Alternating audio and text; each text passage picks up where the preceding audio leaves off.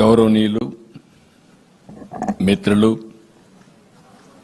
రాష్ట్ర ఉప ముఖ్యమంత్రి శ్రీ పవన్ కళ్యాణ్ గారు, ఈరోజు సభాధ్యక్షులు గౌరవనీయులు శ్రీ కందుల దుర్గేశం గారు, వేదిక పైనున్న సహచర మంత్రివర్గ సభ్యులు, గౌరవ పార్లమెంట్ సభ్యులు, గౌరవ శాసన మండలి సభ్యులు, ఈరోజు వివిధ రంగాలకు సంబంధించి అవార్డు గ్రహీతలున్నారు. అలాంటి అవార్డు గ్రహీతలందరికీ అదే మరిగా మనందరం మాతృభాషను కాపాడుకోవాలి, తెలుగు భాషను కాపాడుకోవాలని చేసే ప్రయత్నంలో మళ్ళీ ఒకసారి పునరంకితం కావడానికి ఈ కార్యక్రమానికి ఇచ్చేసిన మిమ్మల్ని అందరినీ పేరు పేరున మనస్ఫూర్తిగా స్వాగతం పలుకుతూ, ఈరోజు మనందరం కూడా ఒక మహనీయుడు, ఆయన జన్మదినం, అది కూడా 161వ జయంతి జరుపుకుంటున్నాం. తెలుగు భాషని గౌరవించుకోవడం కోసం, మళ్ళీ భాషను కాపాడుకోవడం కోసం ఒక స్ఫూర్తిని తీసుకోవాలనే ఉద్దేశంతోనే మన పెద్దలు తెలుగు వెలుగైనటువంటి గిడుగు రామ్మూర్తి గారి జయంతిని భాషా దినోత్సవంగా మనం జరుపుకుంటున్నాం. ఇప్పుడే మిత్రులు చాలామంది మాట్లాడారు. ఈరోజు మనందరం గుర్తుపెట్టుకోవాల్సింది, భాష లేకపోతే మన మనుగడే ఉండదు. తెలుగు జాతికి ఉనికి, మన యొక్క నాగరికత కానీ సంస్కృతి సాంప్రదాయాలకు మూలం మన భాష. ఈరోజు మనందరం గర్వంగా ఉన్నాం. దానికి కారణం మనం తెలుగు మాట్లాడుతున్నాం కాబట్టి. అలాంటి భాష కోసం జీవితాంతరం పోరాడి నిలబెట్టిన వ్యక్తి గిడుగు రామ్మూర్తి పంతులు గారు. ఆయనకి మనం అందరం కూడా ఘనమైన నివాళులర్పించి తద్వారా జాతిలో స్ఫూర్తిని నింపే బాధ్యత మనం తీసుకోవాల్సిన అవసరం ఉంది. ఇప్పుడే ఉప ముఖ్యమంత్రి గారు మాట్లాడినప్పుడు ఆయన చేసిన త్యాగాలన్నీ చెప్పారు. ఎప్పుడు కూడా త్యాగాలు చేస్తేనే జాతి గుర్తుపెట్టుకుంటుంది, మనం చేసే పనికి కూడా ఫలితం వస్తుంది. అలాంటి మహనీయుడు గిడుగు రామ్మూర్తి గారు. అయితే మన భాషకు ఒక మంచి చరిత్ర కూడా ఉంది. దేశంలో 4వ భాష ఈరోజు తెలుగు భాష. 10 కోట్ల మంది మాట్లాడే భాష తెలుగు భాష కావడం మనందరికీ గర్వకారణం. హిందీ, బెంగాలీ, మరాఠీ తర్వాత ఎక్కువ మంది మాట్లాడే భాష తెలుగు భాష. ఇది ఒక విధంగా చెప్పాలంటే మన అదృష్టం కూడా. అమెరికా లాంటి దేశంలో తెలుగు 11వ భాష అంటే అది తెలుగు వారి సత్తా కూడా. చాలామంది అనుకుంటారు ఇంగ్లీష్ వస్తేనే మనకు ఉద్యోగాలు వస్తాయి, డబ్బులు వస్తాయని. ఇటీవల కాలంలో ఈ పిచ్చ ఎక్కువ పెరిగింది కూడా. ఆ పిచ్చకు కూడా కారణం మనం గుర్తుపెట్టుకోవాల్సింది, ఒక్కొక్కసారి మోసాలు చేయడం కూడా. దీంట్లో అందరం కూడా ఎలిమెంటరీ స్కూల్లో చదువుకున్నాం, పాత పాఠశాలలో చదువుకున్నాం. అక్కడి నుంచి విదేశాలకు వెళ్ళి బ్రహ్మాండంగా రాణిస్తున్నారు. ఆ రోజు ప్రాథమిక విద్య ఇంగ్లీషులో చదువుకోవాలి, చదువుకునేది మాతృభాష తెలుగు భాష.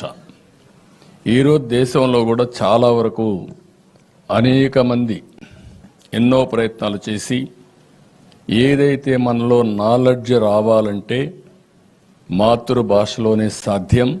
అందుకే ప్రాథమిక విద్య మాతృభాష తప్ప వేరే భాషలో చేయడానికి వీలు లేదని కూడా చాలా స్పష్టంగా చెబుతున్నారు. ఈరోజు ఇంగ్లీష్ని నేర్చుకోవాలి. నేను కూడా ఒకటే చెప్తుంటాను ఎప్పుడు, ప్రపంచంలోనే అగ్ర జాతిగా తెలుగు జాతి తయారు కావాలనేది మా అందరి యొక్క ప్రగాఢ ఆకాంక్ష. అవుతాం, దాంట్లో అనుమానం కూడా లేదు. ఈరోజు గర్వంగా చెప్పగలుగుతున్నాం, ప్రపంచంలో ఏ దేశానికి వెళ్ళినా ఎక్కువ సంపాదన సంపాదించేది భారతీయులు, దాంట్లో 30% తెలుగు వాళ్ళు. అది తెలుగు జాతికే గర్వకారణం. ఇది జరిగిందంటే వాళ్ళు ఇంగ్లీష్లో చదువుకొని వెళ్ళా, మామూలు తెలుగే చదువుకొని తర్వాత సంపాదన కోసం ఇంగ్లీషు నేర్చుకునే పరిస్థితికి వచ్చారు. ఇంకొక విషయం కూడా చూస్తే, ఇక్కడుండే తెలుగు వాళ్ళకంటే విదేశాల్లో ఉండే తెలుగు వారికి తెలుగు జాతి అన్నా, తెలుగు సాంప్రదాయాలన్నా, మన నాగరికత అన్నా, సంస్కృతి అన్నా ఎక్కువ అభిమానం ఉంది. అందుకనే ఇక్కడుండేవాళ్ళు కూచిపూడి డ్యాన్స్ గురించి మర్చిపోయారు, కానీ అమెరికాలో ఉండేవాళ్ళు మాత్రం కూచిపూడి మర్చిపోలేదు. అంటే ఇది ఓసారి అనిపిస్తుంది నాకు, దగ్గరున్న మనం మర్చిపోతున్నాం, ఇక్కడి నుంచి వేరే దేశాలకు పోయిన వారికి ఈ సంస్కృతి సాంప్రదాయాల విలువ ఎక్కువ తెలుసు అని చెప్పి కూడా నేను మీకు తెలియజేసుకుంటున్నా. అందుకని ఒక పక్క మీరు చూస్తే గిడుగు రామమూర్తి పంతులు గారు పోరాటం చేశారు. ఆ తర్వాత మీరు ఒకసారి చూసినప్పుడు పొట్టి శ్రీరాములు గారు భాషా ప్రయుక్త రాష్ట్రాల కోసం పోరాడి ప్రాణత్యాగం చేసి తెలుగు రాష్ట్రం వచ్చిందంటే పొట్టి శ్రీరాములు వల్ల వచ్చింది. ఆ తర్వాత మీరు చూస్తే అప్పుడు కూడా మనల్ని మద్రాసు అని పిలిచేవారు. ఎక్కడికి పోయినా మద్రాసు అని పిలిస్తే మొట్టమొదటిసారిగా ఎన్టీ రామారావు గారు తెలుగుదేశం పార్టీ పెట్టి మద్రాసి కాదు, నేను తెలుగు వాళ్ళు ఒకరున్నాం, తెలుగు జాతి ఆత్మగౌరవాన్ని ప్రపంచం మొత్తం చాటి చెప్పిన నాయకుడు నందమూరి తారక రామారావు గారు అని చెప్పి కూడా నేను మీకు తెలియజేస్తున్నా. ఇలాంటివన్నీ చాలామంది పొగిడారు మన భాష గురించి. తెలుగు భాషలందు, దేశ భాషలందు తెలుగు లెస్స అని శ్రీకృష్ణదేవరాయలు లాంటి వ్యక్తి పొగిడే పరిస్థితికి వచ్చారు. అదే సమయంలో సిపి బ్రౌన్ లాంటి విదేశస్తులు తెలుగును అభిమానించారు, తెలుగును నేర్చుకున్నారు, మన భాషని ప్రమోట్ చేసే పరిస్థితికి వచ్చారు. అంతేకాకుండా మీరు ఒకసారి చూస్తే ఎన్టీ రామారావు గారిని చూసినప్పుడు తెలుగు భాష ఏ విధంగా మాట్లాడాలి, చాలామంది వచ్చారు, చాలామంది చేశాం. ఆ భాషను ప్రమోట్ చేయడంలో ఎన్టీ రామారావు గారి తర్వాతనే ఇంకొకరు వస్తారనే విషయం కూడా మనం గుర్తుపెట్టుకోవాల్సిన అవసరం ఉంది. ఆయన ఒకటే ఆలోచించాడు, తెలుగు భాషను కాపాడుకోవాలి. అందుకే మొట్టమొదటిసారిగా తెలుగు విశ్వవిద్యాలయాన్ని పెట్టి భాషా వ్యాప్తి కోసం పెద్ద ఎత్తున ప్రయత్నం చేశాడు. పొట్టి శ్రీరాములు గారి పేరు పెట్టారు. ఇలాంటివన్నీ కూడా జరిగాయి. ఈరోజు మనందరం కూడా ఆలోచించుకోవాల్సింది, ఇటీవల కాలంలో ప్రాచీన తెలుగు విశిష్ట అధ్యయన కేంద్రం పెడతా ఉంటే అది కూడా మైసూరులో పెడితే కాదు, ఆంధ్రప్రదేశ్లో పెట్టాలని పోరాడాం. దాన్ని ఈరోజు నెల్లూరు జిల్లాలో వెంకటాచలం ప్రాంతానికి అధ్యయన కేంద్రం కూడా మార్పిచ్చే ప్రయత్నం ఆ రోజు చేశాం. అంతేకాకుండా 2016లో సెప్టెంబర్ 14న తెలుగుదేశం ప్రభుత్వం ఆ రోజు ప్రత్యేకమైన కమిటీ కూడా వేసి భాషను ఏ విధంగా అభివృద్ధి చేయాలని మనం ఆలోచించుకొని కొన్ని కార్యక్రమాలు చేశాం. అయితే దురదృష్టం, ఇటీవల కాలంలో 5 సంవత్సరాలు ఒక ప్రభుత్వం వచ్చింది. ఏ ప్రభుత్వం అని చెప్పను. ఆ ప్రభుత్వం వస్తానే మాకే ఆశ్చర్యం వేస్తుంది. కొత్తగా వాళ్ళకే ఇంగ్లీషు తెలిసినట్టు, మనకెవరికీ తెలియనట్టు. కాబట్టి ఇంగ్లీష్ నేర్చుకుంటేనే జీవితం ఉన్నట్టు మాట్లాడే పరిస్థితికి వస్తే నాకు చాలా ఆశ్చర్యం వేసింది. ఎవరైనా మాట్లాడితే విరుచుకుపడిపోయే పరిస్థితికి వచ్చారు. ఈరోజు మీరు ఒక్క విషయం గుర్తుపెట్టుకోవాలి. అమెరికాలో భారతీయుల యొక్క తలసరి ఆదాయం $1,19,000 US. అది కూడా 18వ సంవత్సరం. అదే అమెరికాలో ఉండే ఇంగ్లీష్ మాట్లాడే తెల్ల అమెరికన్స్ ఆదాయం మీరు చూస్తే, వైట్ అమెరికన్స్ ఆదాయం చూస్తే $65,000. భాషే తెలివిని ఇస్తుందంటే, భాషే ఆదాయాన్ని ఇస్తుందంటే, ఎవరికి ఆదాయం రావాలంటే అమెరికన్స్కి రావాలి కానీ ఇండియన్స్కి కాదు. కానీ భాష అనేది కమ్యూనికేషన్ మాత్రమే. నాలెడ్జ్ అనేది మాతృభాషలో అధ్యయనం చేసినప్పుడే ఆ నాలెడ్జ్ వస్తుంది. ఈ విషయాన్ని మర్చిపోయి 1వ తారీఖు నుంచి ఇంగ్లీష్ పెడతామని మాట్లాడుతూ, ఇంటికి వస్తే కూడా మనం కూడా ఒకప్పుడు సుమతి శతకం, వేమన శతకాలు చదివి నీతిని నేర్చుకునేవాళ్ళం. ఇప్పుడంతా ఇంగ్లీష్ పోయమ్స్ అయిపోయినాయి. అది కూడా ఒకసారి బాధేస్తుంది. ఏది ఏమైనా మన భాషను కాపాడుకోవాలని ఎంతోమంది ప్రయత్నం చేస్తున్నారు. నేను, పవన్ కళ్యాణ్ గారు, ఇక్కడే నాయకులందరూ హామీ ఇస్తున్నాం, భాషను కాపాడతాం, దీంట్లో అనుమానమే అక్కర్లేదు. అదే సమయంలో జీతం కోసం ఇంగ్లీష్ నేర్పిస్తాం, జీవితం కోసం తెలుగుని ముందుకు తీసుకెళ్తాం. దీంట్లో కూడా ఎవ్వరికి అనుమానం అవసరం లేదు. ఇది చేస్తాం. ఈరోజు మీరు చూస్తే తెలుగులో మాట్లాడే మనం ఇన్ఫర్మేషన్ టెక్నాలజీలో, ఆర్టిఫిషియల్ ఇంటెలిజెన్స్లో ముందున్నామంటే అది తెలుగువాడి మేధోశక్తికి తార్కాణం అని చెప్పి కూడా నేను మీకు తెలియజేస్తున్నా. అందుకని ఈరోజు మనందరం కూడా ఒక సంకల్పం చేసి ముందుకు పోవాల్సిన అవసరం ఉంది. అదే సంకల్పం 2047కి స్వర్ణ ఆంధ్రప్రదేశ్ విజన్ డాక్యుమెంట్ తయారు చేస్తున్నాం. ఈ రోజు ఉండే ఆదాయానికి ఆ రోజు ఉండే ఆదాయానికి చాలా వ్యత్యాసం వస్తుంది. నేను ప్రగాఢంగా నమ్ముతాను, ప్రపంచంలో ఎవరికంటే కూడా తెలుగువారు ముందు భారతీయులు తక్కువ కాదు. 2047 ఆ సంవత్సరం మీరు చూస్తే 100 సంవత్సరాల స్వాతంత్ర దినం వచ్చిన సందర్భం. ఆ సందర్భంలో భారతదేశం ప్రపంచంలో ఒక అగ్రదేశంగా 1గా 2గా ఉంటుంది. అందులో భారతదేశంలో ఆంధ్రప్రదేశ్ రాష్ట్రం నెంబర్ 1 రాష్ట్రంగా తయారు చేయాలనే ధ్యేయంతో, దృఢ సంకల్పంతో మనం ముందుకు పోవాల్సిన అవసరం ఉంది.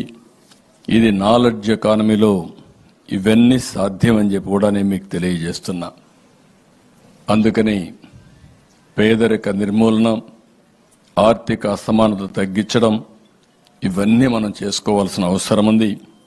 అదే సమయంలో నేను తెలుగువాడిని, నాది ఆంధ్రప్రదేశ్ అని గర్వంగా చెప్పే రోజు వస్తుంది. అందుకే అమరావతి మా రాజధానిని చెప్పాలనే ఉద్దేశంతోనే ప్రపంచం గర్వపడే విధంగా, రాబోయే తరాలకు కూడా ఆదర్శంగా ఉండే విధంగా మన రాజధాని కూడా వస్తుందని చెప్పి మీ అందరికీ నేను తెలియజేస్తున్నా. ఇప్పుడే ఉప ముఖ్యమంత్రి గారు 1-2 విషయాలు చెప్పారు. ఒకటి, ఏదైతే జీవో నెంబర్ 77, ఈ జీవో నెంబర్ ప్రకారం చాలామంది తెలుగు పండితులకి అన్యాయం జరుగుతుందని చెప్పి వారు చెప్పారు. వారి దృష్టికి వచ్చింది. ఇక్కడ చూస్తే లాంగ్వేజ్ పండిట్స్ ఎవరైతే ఉన్నారో వారందరికీ ఈ జీవో వల్ల స్కూల్ అసిస్టెంట్స్ ప్రమోషన్లో కొన్ని ఇబ్బందులు వస్తాయని చెప్పారు. తప్పకుండా అధ్యయనం చేస్తాం. ఎలాంటి ఇబ్బందులు లేకుండా చేసే బాధ్యత ఈ ప్రభుత్వం తీసుకుంటుందని చెప్పి కూడా నేను మీకు తెలియజేస్తున్నా. అదే మాదిరిగా సూర్య రాయాంధ్ర నిఘంటువు 7 వాల్యూమ్స్ రాశారు. అది మళ్ళీ రీప్రింట్ చేయాలి. వారి దృష్టికి వచ్చిందని చెప్పారు. తప్పకుండా దీన్ని చేపడతాం. పూర్తిగా న్యాయం చేసే బాధ్యత తీసుకుంటామని చెప్పి కూడా నేను మీ అందరికీ హామీ ఇస్తున్నాను. ఇదే కాకుండా ఇంకొక పక్కన మీరు చూస్తే 5 సంవత్సరాలు గడిచిన ప్రభుత్వం కళాకారులకు కూడా పని చేయించుకొని డబ్బులు ఇవ్వలేదు. ఏవైతే మంచి ఫంక్షన్స్ పెడితే ఇప్పుడు కూడా కళాకారులు వస్తే వారికి కావలసిన ఆన్రోరం ఇవ్వకుండా ఇబ్బందులు పెట్టారు. అవన్నీ ఎస్టిమేట్ చేస్తాం, తొందరలోనే అవన్నీ క్లియర్ చేస్తాం.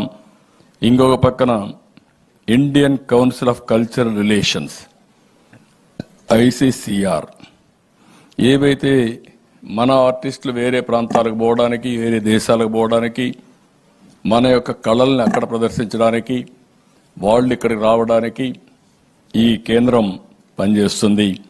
అందుకే ఆంధ్రప్రదేశ్లో కూడా ఒక MOU చేసి మన కళాకారుల్ని ప్రపంచం మొత్తం పంపించే విధంగా, ప్రపంచంలో ఉండే కళాకారులు ఇక్కడికి వచ్చే విధంగా అధ్యయనం చేయడం కోసం ఒక MOU చేసుకుంటా, అవగాహన చేసుకుంటాం. దీన్ని కూడా ప్రోత్సహిస్తామని చెప్పి కూడా నేను మీకు తెలియజేస్తున్నా. ఇంకొక పక్కన ఎవరైతే నేషనల్ స్కూల్ ఆఫ్ డ్రామా వాళ్ళు ఒక సెంటర్ పెట్టడానికి ముందుకు వస్తున్నారు, వాళ్ళతో కూడా మాట్లాడతాం. ఆ కేంద్రాన్ని మన రాష్ట్రంలో పెట్టి దీన్ని కూడా అభివృద్ధి చేయడం కోసం ముందుకెళ్తాం. అదే మరి సంగీత నాటక అకాడమీ, దీనికి కూడా ప్రాధాన్యత ఇస్తాం. ఇది ఒక బ్రాంచ్ పెడతాం, దీన్ని కూడా ముందుకు తీసుకెళ్తాం. అదే మరిగా కూచిపూడి, దీన్ని కూడా మన రాష్ట్రంలోనే కాకుండా ఇది దేశం అంతా కూడా ఫాలో అవుతున్నారు, విదేశాల్లో ఫాలో అవుతున్నారు. మళ్ళీ మన సాంప్రదాయాల్ని ఏ విధంగా ప్రమోట్ చేయాలని ప్రమోట్ చేయడం కోసం కూచిపూడి డ్యాన్స్కి కూడా ప్రాధాన్యత ఇస్తాం. ఇది మన నాగరికత తెలియజేస్తుంది. ఇది మన తెలుగు జాతి యొక్క వారసత్వ సంపద. ఆ సంపదను కాపాడుకుంటూ ముందుకు పోతామని చెప్పి తెలియజేసుకుంటూ, ఈరోజు ఎవరికైతే సన్మానాలు చేస్తున్నామో వారందరినీ మనస్ఫూర్తిగా అభినందిస్తున్నా, వారికి శుభాకాంక్షలు తెలియజేస్తున్నా. ఈరోజు NDA ప్రభుత్వం ఆంధ్రప్రదేశ్లో రాష్ట్రాన్ని పునర్నిర్మాణం చేయనివే కాకుండా తెలుగు జాతికి పూర్వ వైభవం తీసుకొచ్చే విధంగా, తెలుగు జాతిని ముందుకు నడిపించే విధంగా తెలుగు భాషను కాపాడుకుంటామని చెప్పి మరొక్కసారి తెలియజేసుకుంటూ, ఎవరైతే భాష మీద అభిమానం ఉండే ప్రతి ఒక్క వ్యక్తి, మనకు వేరే ఆల్టర్నేటివ్ లేదు. ఈరోజు ఒక్కసారి భాషను మరిచిపోతే జాతి కనుమరుగైపోతుంది. ఈ విషయం మీరు గుర్తుపెట్టుకోవాలి. ఈరోజు మనం అందరం అమెరికాకు పోతున్నాం.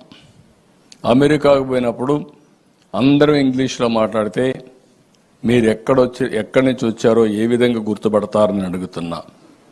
అలాంటి సమయంలో మీరు తెలుగు మాట్లాడితేనే ఇమ్మీడియట్గా ఈయన ఆంధ్రప్రదేశ్ నుంచి వచ్చాడు, ఇతను తెలుగువాడు కాబట్టి నావాడు అనే అభిమానం వస్తుంది.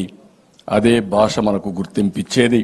ఆ భాషను ఏ విధంగా కూడా విధ్వంసానికి గురి కాకుండా కాపాడుకుంటూనే జాతి వైభవాన్ని ముందుకు తీసుకుపోవడం కోసం మనందరం కృషి చేయాలని చెప్పి కోరుకుంటూ, ఆ మంచి సందర్భంలోనే గిడుగు రామ్మూర్తి పంతులు గారిని మరొక్కసారి మనస్ఫూర్తిగా తలుచుకుంటూ ఘనమైన నివాళులర్పిస్తూ మీ అందరికీ నమస్కారాలు. థ్యాంక్ యూ అందరూ. నమస్కారం. తమ అమూల్యమైన సందేశం అందించిన రాష్ట్ర ముఖ్యమంత్రి వర్యులు శ్రీ నారా చంద్రబాబు నాయుడు గారికి హృదయపూర్వక ధన్యవాదాలు.